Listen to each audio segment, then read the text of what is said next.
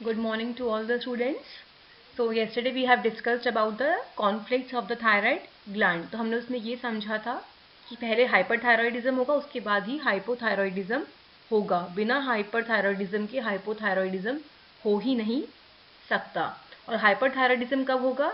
Conflict active phase में, और hanging phase में हो जाएगा हाइपोथायरॉयडिज्म. लेकिन एक कंडीशन ऐसी आती है जबकि वो बैक्टीरिया वगैरह खत्म हो जाते हैं due to the over use of the antibiotics. तो उस स्टेट में क्या होता है कि वो जो बैक्टीरिया रहते ही नहीं है, खत्म हो जाते हैं, डिस्ट्रॉय हो जाते हैं वो खुद ही, तो एक्स्ट्रा सेल्स को रिमूव नहीं कर पाते. और जब एक्स्ट्रा सेल्स को रिमूव नहीं कर पाते तो एंड में हाइपरथायरॉयडिज्म कंडीशन परसिस्ट कर जाती है. Clear? So now we have discussed about the basic function of the thyroid gland, where it is located. Then we have discussed about the 7 basic steps. पहले हमने बात की थी कि थायराइड ग्लैंड की यूनिट क्या होती है, फॉलिकल. उसका हमने पूरा डायग्राम पढ़ा था, सबको रिकॉल हो रहा है? डिटेल में पढ़ा था हमने कि फंक्शनल यूनिट थायराइड ग्लैंड की फॉलिकल्स हैं. थायराइड ग्लैंड होता कहाँ पे है, उसकी फंक्शनल यूनिट क्या है, फॉलिकल्स कैसे होते हैं. उसके हमने पढ़ा था 7 स्टेप्स कि कैसे T3 T4 सिंथेसाइज होता है, स्टोर होता है और फिर रिलीज होता है. फिर उन स्टेप्स को हमने और डिटेल में पढ़ा था डायग्राम के साथ. हमने फॉलिकुलर सेल को और ब्रीफ डिटेल में एक्सपैंड करके बनाया था, जिससे हमने समझा था कैसे आयोडीन जीआईटी से सर्कुलेशन में आता है, सर्कुलेशन से फॉलिकुलर सेल में आता है, कैसे T3 T4 बनता है, फिर कैसे वो स्टोर होता है 4th स्टेप के अंदर, और कैसे वो जब ब्लड को वापस चाहिए होता है, बॉडी को वापस चाहिए होता है, तो कैसे रिलीज होता है. ये हम पूरा डिटेल में समझ चुके हैं. उसके बाद हमने हाइपोथायरॉयडिज्म को डिटेल में पढ़ लिया. गॉइटर कैसे बनता है, क्यों होता है, टीपीओ एंजाइम का क्या फंक्शन होता है, हम सब कुछ डिटेल में पढ़ चुके हैं. आई रिक्वेस्ट यू ऑल कि एक बार उसको पढ़ लें. आप सबने लिखा हुआ है, समझा हुआ है, सबके कॉपी में डायग्राम बने हुए हैं उनके. उसको डिटेल में पढ़ लें, एक बार गो थ्रू कर लें, तो आपको और अच्छे से ध्यान में आ जाएगा सर. अब हम पढ़ रहे हैं hyper thyroidism. So what is hyperthyroidism? का है hyperthyroidism is synthesis and secretion of excessive amount of thyroid hormone from the thyroid gland. सबको क्लियर हो गया है ये? It is most common in the young girls and it is uncommon in the children. Now etiology हम PPT में पढ़ेंगे. इससे पहले मैं और एक्सप्लेन कर देती हूँ कि कॉजेज क्या होते हैं. Causes of hyperthyroidism. So hyperthyroidism बहुत सारी वजहों से डेवलप होता है. कॉन्फ्लिक्ट्स तो हमने पढ़ ही लिए हैं, तो और जो इसके कॉजेज हैं वो भी हम समझ लेते हैं. When there is too much thyroid hormone in a higher metabolic state. जब thyroid hormone hyper metabolic state में होता है, हाइपर कंडीशन में होता है, हाइपर मेटाबॉलिक स्टेट में होता है, उस टाइम पे cellular reactions are happening faster more than normal. जिस स्पीड पे वो वर्क करती है उससे भी फास्टर रेट पे होती हैं.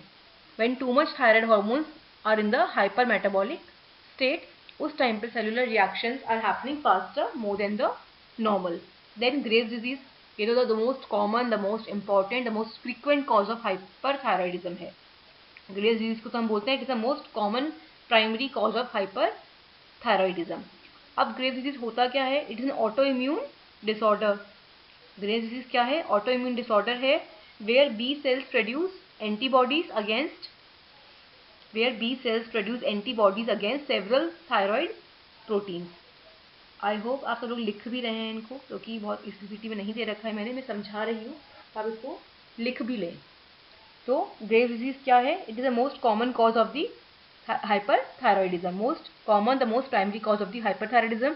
अब ग्रेव्स डिजीज क्या है? इट्स ऑटो इम्यून डिसऑर्डर, जहाँ पे क्या होता है कि बी सेल्स एंटीबॉडीज प्रोड्यूस करती हैं against the several thyroid proteins, where B cells produce several antibodies against thyroid proteins.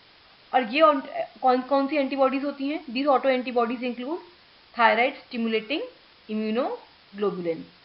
जब B cell एंटीबॉडीज प्रोड्यूस करती है अगेंस्ट सेवरल थायराइड प्रोटीन्स, वो ऑटो एंटीबॉडीज कौन सी होती हैं? These are thyroid stimulating immunoglobulin which bind the TSH receptor, जो क्या करती हैं? TSH रिसेप्टर को बाइंड करती हैं कहाँ पे? On the follicular cell. मतलब ये जो ऑटो एंटीबॉडीज हैं थायराइड स्टिमुलेटिंग इम्यूनोग्लोबुलिन, क्या करती हैं, क्या फंक्शन होता है? ये बाइंड करती है TSH रिसेप्टर को on the follicular cells and imitate TSH. इससे क्या होता है? This results in formation of the या growth of the thyroid gland. This results in growth of the thyroid gland. जब ये ऑटो एंटीबॉडीज बाइंड करती है TSH रिसेप्टर को फॉलिकुलर सेल्स के ऊपर, This results in growth of the thyroid gland and stimulates the follicular cell to produce excess thyroid hormone. Growth हो गई thyroid gland की एंड देन इट स्टिमुलेट, क्या करता है, स्टिमुलेट करता है फॉलिकुलर सेल्स को to produce excess thyroid hormone. सबको क्लियर हो गया कि Graves disease is the most common cause of the primary hyperthyroidism. It is the most common primary cause of the hyperthyroidism. Another cause is toxic nodular goiter. तीसरा cause क्या है इसका? Toxic nodular goitre, where one of the follicle start generating lot of thyroid hormones. जहाँ पे one और मोर, एक से ज्यादा फॉलिकल्स क्या करते हैं, दे start generating lots of thyroid hormones. Another cause is toxic nodular goiter or we can say multinodular goiter या toxic nodular goiter या multinodular goiter, जहाँ पे क्या होता है, एक से ज्यादा follicles they start generating lots of thyroid hormones, right? In some cases it's because due to mutated TSH receptor that is inappropriately keeps the follicular cells active. Fourth cause है, a different cause is hyperfunctioning thyroid adenoma. पहला cause कौन सा था? वे cellular reaction are happening at a faster rate more than normal when thyroid hormones are in the hypermetabolic state. Second था Graves disease. तीसरा था toxic nodular goitre, जहाँ पे क्या होता है, एक से ज़्यादा follicles they start generating lots of thyroid hormones. Fourth cause है हाइपर फंक्शनिंग थायराइड एडिनोमा, जहाँ पे क्या होता है, where follicular cells start growing uncontrollably forming a benign tumour that makes excess thyroid hormones. यहाँ पे क्या होता है, फॉलिकुलर सेल अनकंट्रोलेबली, बिना कंट्रोल के ग्रो होने लग जाते हैं जल्दी. तो हाइपर फंक्शनिंग थायराइड एडिनोमा, यहाँ इस कंडीशन में क्या होता है, फॉलिकुलर सेल्स बहुत ही फास्टर रेट पे, जिसको हम कंट्रोल भी नहीं कर सकते, अनकंट्रोलेबल स्टेट में ग्रो होने लग जाते हैं and ultimately they form a benign tumour. और ये ट्यूमर फॉर्म करता है excess thyroid hormones. Next is when thyroid gets damaged any time due to any condition, when thyroid gets damaged or inflamed, thyroid gland damage हो जाए या inflamed हो जाए, there can be a large release of the preformed thyroid hormones. उस time में, उस condition में there is excessive and large amount of release of the preformed thyroid hormones. Any time when thyroid gets damaged हो जाए thyroid gland या inflame हो जाए, उस टाइम पे क्या होता है, there is excessive release of the preformed thyroid hormones. Then another cause is Jod Basedow syndrome. Jod Basedow syndrome या इसको हम कहते हैं iodine induced hyperthyroidism, iodine induced thyrotoxicosis या Jod Basedow syndrome, which develops soon after an iodine deficient person gets a hefty dose of the iodine. ये कब develop होता है? जिस आदमी में, जिस पर्सन में आयोडीन की डेफिशिएंसी है, he gets a hefty dose of the iodine. And finally, neonatal hyperthyroidism. Neonatal hyperthyroidism, which is when newborns who have mothers with Graves' disease, जो बच्चे उन मदर्स से डिलीवर होते हैं जो ऑलरेडी, जिनके अंदर ग्रेव्स डिजीज है, they start generating too much thyroid hormone in response to thyroid stimulating immunoglobulin that crosses the placental barrier and enters the baby. Last cause is neonatal hyperthyroidism, जहाँ पे क्या होता है, it is when newborns who are born to the mothers who have Graves' disease, जिन mothers के अंदर Graves disease होती है पहले से, वो क्या करते हैं, दे start generating to much thyroid hormone. उनमें बहुत ज़्यादा थायराइड हार्मोन जनरेट होने लग जाता है, प्रोड्यूस होने लग जाता है in response to thyroid stimulating immunoglobulins. फिर वो क्या करते हैं, they cross the placental barrier and enters the baby. Secondary cause क्या है हाइपरथायरॉयडिज्म का? सेकेंडरी कॉज ऑफ हाइपरथायरॉयडिज्म तब आता है जब there is a healthy thyroid gland healthy है and generates a lot of thyroid hormone in response to TSH secreting tumor in the anterior pituitary. ये इसका सेकेंडरी कॉज है, जबकि थायराइड ग्लैंड एकदम हेल्दी है और बहुत सारा थायराइड हार्मोन प्रोड्यूस कर रहा है, जनरेट कर रहा है in response to TSH secreting tumor in the anterior pituitary. Now we come to the etiology of hyperthyroidism in the PPT given. During infancy, transplacental passage of the thyroid autoantibodies. During infancy, transplacental passage of the thyroid antibodies. इसमें क्या होता है, in this condition there is release of the thyroid stimulating immunoglobulins from mother to the fetus through placenta. यही बात की हमने last वाले में, न्यूनेटल हाइपरथायरॉयडिज्म में कि थायराइड स्टिमुलेटिंग इम्यूनोग्लोबुलेंस मदर से फीटस में ट्रांसफर हो जाते हैं थ्रू द प्लेसेंटा। और जो ये ट्रांसप्लेसेंटल पासेज होता है ना, ये होता है start around 20th week of the pregnancy and reaches maximum by 30th week. जो ये ट्रांसप्लेसेंटल ट्रांसफर हो रहा है थायराइड स्टिमुलेटिंग इम्यूनोग्लोबुलेंस का, वो कब होता है? स्टार्ट इनिशिएट होता है वो 20th वीक ऑफ प्रेगनेंसी में and reaches maximum by 30th week. इस केस में मदर होती है तो mother has active auto immune thyroid disease और has been treated for it in the past. या तो मदर में एट प्रेजेंट थायराइड डिजीज है और she has been treated for this in the past.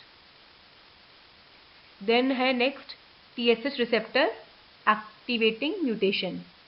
TSH receptor activating mutation. So जो mutation और TSH receptor gene होते हैं, they are responsible for familial disease. जो mutation of the TSH receptor gene होते हैं, they are responsible for the familial disease which is inherited as a autosomal dominant trait and characterized by presence of sign and symptom of hyperthyroidism and diffuse goiter भी इसमें हो सकता है, right, without evidence of autoimmune etiology। जरूरी नहीं है कि autoimmune cause ही हो, लेकिन इसमें goiter भी हो सकता है। and they are responsible for the familial disease which is inherited as autosomal dominant trait and presenting signs and symptoms of hyperthyroidism। Then after infancy Graves disease, ये हमने डिटेल में पढ़ लिया। Release of pre form thyroid hormone, ये भी हमने पढ़ लिया। Release of pre form thyroid hormone किस कंडीशन में होता है? When thyroid gland gets damaged or inflamed, there can be a large release of the pre-formed thyroid hormones, इसका बोलते हैं सब acute thyroiditis। Then toxic nodular multinodular goiter and toxic thyroid nodule, ये भी हम पढ़ चुके। इसमें क्या होता है? When one of the follicles start generating lots of thyroid hormones, another called iatrogenic, no reason has been defined, and then है pituitary resistance to T3। इसमें क्या होता है? जो पिट्यूटरी थायराइड हार्मोन रेजिस्टेंस होता है, मतलब पिट्यूटरी हार्मोन्स का जो रेजिस्टेंस होता है, it refers to a particular form of the thyroid hormone रिफ्रैक्शनरी।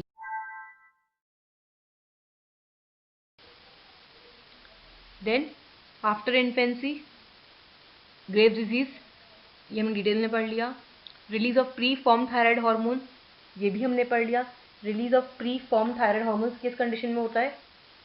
When thyroid gland gets damaged or inflamed, there can be a large release of the pre-formed thyroid hormones, इसका बोलते हैं सब acute thyroiditis।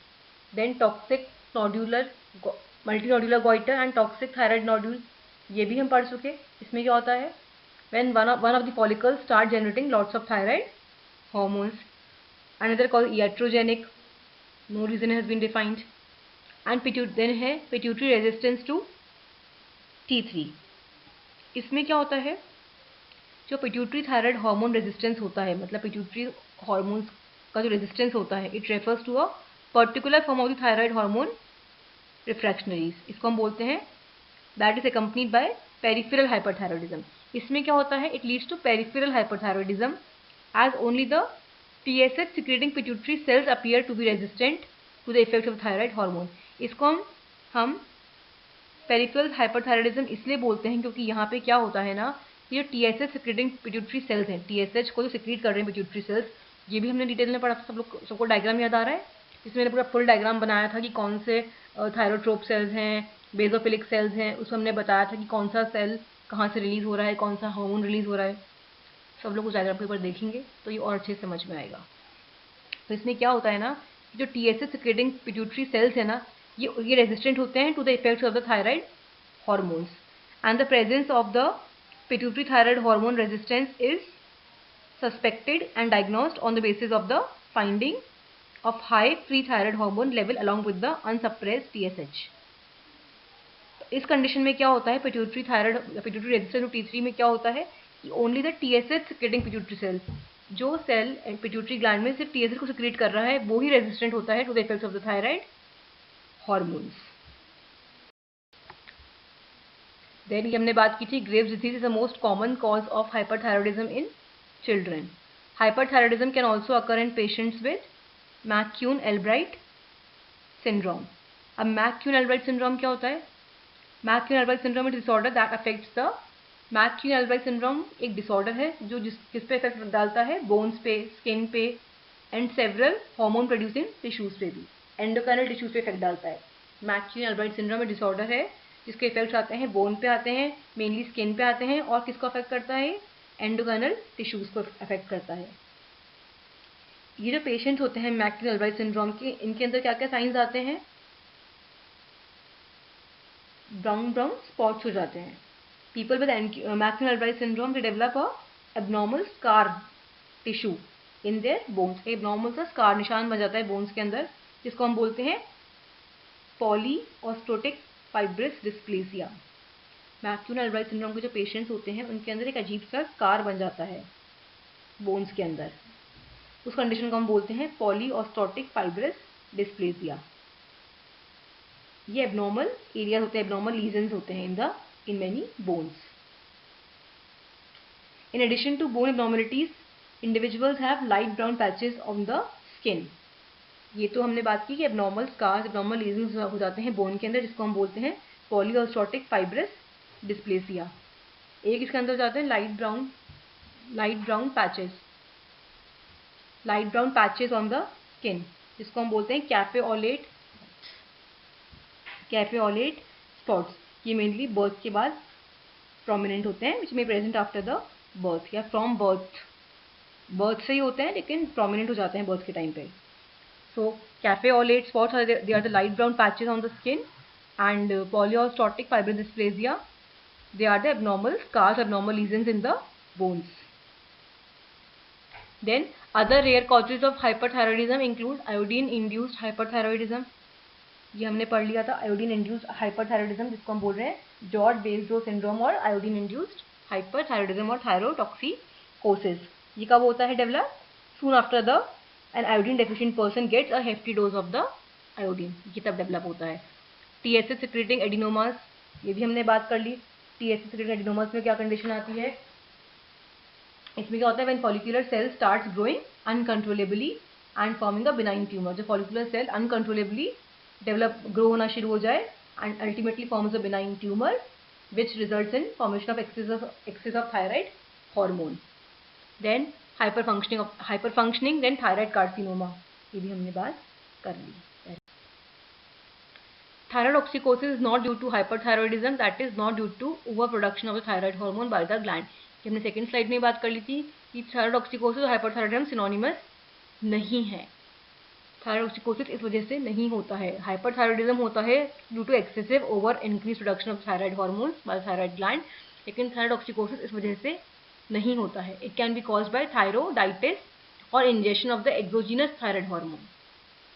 Thyrotoxicosis कभी भी over production of thyroid hormone की वजह से नहीं होता है। It is usually caused by the thyroiditis और इंजेक्शन ऑफ द एक्सोजीनस, बाहर से हमने कोई थायराइड हार्मोन इंजेक्ट किया उस वजह से होता है। Where the cause lies of hyperthyroidism. अब हाइपरथायरॉयडिज्म का कॉज कहाँ पे आता है, हम इसकी बात करेंगे। Primary hyperthyroidism, the cause is present in the thyroid gland. Then pituitary hyperthyroidism, then hypothalamic hyperthyroidism. तीन तरह का हो गया, primary hyperthyroidism, pituitary hyperthyroidism and hypothalamic hyperthyroidism. Primary hyperthyroidism में क्या होता है? The cause is present in the thyroid gland. T4 increase रहेगा, TSH कम रहेगा and TRH is also, thyrotropin releasing hormone is also decreased. Example क्या हो जाएगा सर? ग्रेव्स डिजीज और टॉक्सिक गॉइटर। T4 इंक्रीज रहेगा, TSH डिक्रीज रहेगा, T4 increase रहेगा, TSH कम रहेगा और थायरोट्रोपिन रिलीजिंग हार्मोन भी कम रहेगा। इसका एग्जाम्पल है ग्रेव्स डिजीज और टॉक्सिक गॉइटर।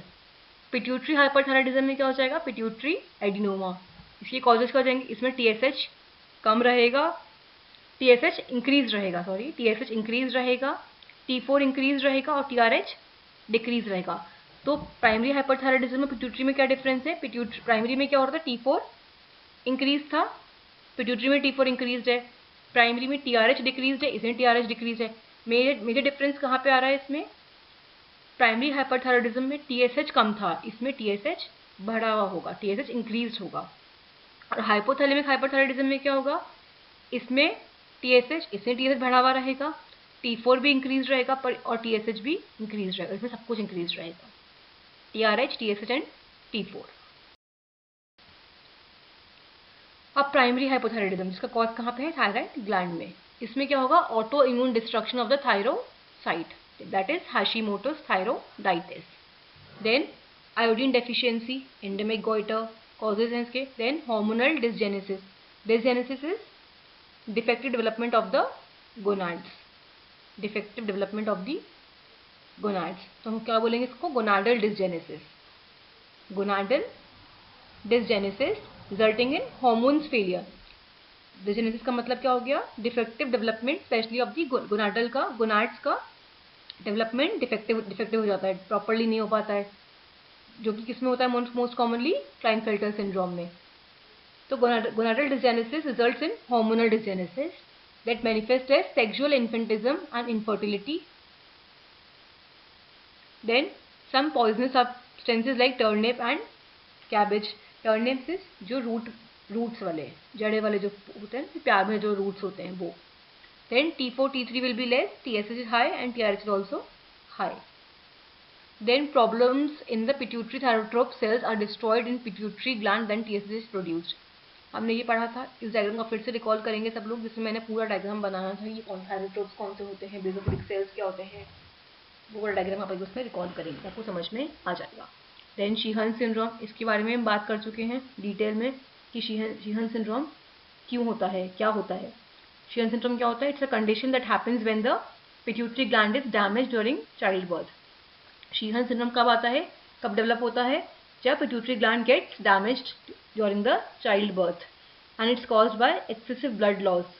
जहाँ पे एक्सेसिव ब्लड लॉस होता है, हैमरेज एक कंडीशन हो जाती है, और extremely low blood pressure during और आफ्टर द लेबर, उस टाइम पे शीहन सिंड्रोम डेवलप हो जाता है। A lack of blood deprives the pituitary of the oxygen it needs to work properly. तो शीहन सिंड्रोम क्या हुआ, it usually occurs as a result of ischemic pituitary necrosis due to severe postpartum hemorrhage। After delivery जो hemorrhage हो जाता है, उस condition में शीहन syndrome develop होता है। It may be rarely seen without excessive bleeding or after normal delivery। अगर bleeding नहीं है तो शीहन सिंड्रोम नहीं होगा। Sheehan syndrome vascular event postpartum haemorrhage causes spasm और थ्रोम्बोसिस ऑफ पिट्यूटरी वेसल्स। अब क्या करता है ये, इसमें क्या हो जाता है, स्पाज्म हो जाता है ऑफ द पिट्यूटरी वेसल्स का, देन उससे क्या हो जाएगा, इन्फेक्शन हो जाएगा पिट्यूटरी ग्लैंड के अंदर, तो थायरोट्रोप सेल्स आर नेक्रोसिस, तो थायरोट्रोप सेल्स का नेक्रोसिस हो जाएगा। TSH कम रहेगा, T4 भी कम रहेगा, TRH बढ़ा हुआ रहेगा। Then hypothalamic hypothyroidism, degenerative process in hypothalamus, then this disease develops. Hypothalamus के अंदर डिजेनरेशन हो जाता है and then this condition develops, hypothalamic hypothyroidism. Then T4 T3 decreased, TRH decreased, TSH is low. In the next slide, next class we'll learn about the clinical manifestations of hyperthyroidism. Thank you.